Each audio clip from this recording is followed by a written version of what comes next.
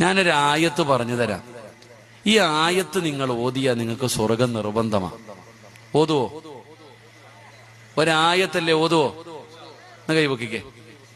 ഒരായത്ത, ഒരു സൂറത്താണെങ്കിൽ പറയാൻ വലുതാണ്. അള്ളാഹു ഭാഗ്യം തരുമാറാകട്ടെ. ഖുർആനിൽ ആയത്തുൽ കുർസി എന്ന് പറയുന്ന ഒരു ആയത്തുണ്ട്, അറിയോ? ഓദിക്കേ. ബിസ്മില്ലാഹിർ റഹ്മാനിർ റഹീം. അല്ലാഹു ലാ ഇലാഹ ഇല്ലാ ഹുവൽ ഹയ്യുൽ ഖയ്യൂം ലാ തഅഖുദുഹു സിനത്തുൻ വലാ നൗമുൻ ലഹു മാ ഫിസ് സമാവാതി വമാ ഫിൽ അർള് من ذا الذي يشفع عنده إلا بإذنه يعلم ما بين أيديهم وما خلفهم ولا يحيطون بشيء من علمه إلا بما شاء وسع كرسيه السماوات والأرض ولا يعوده حفظهما وهو العلي العظيم.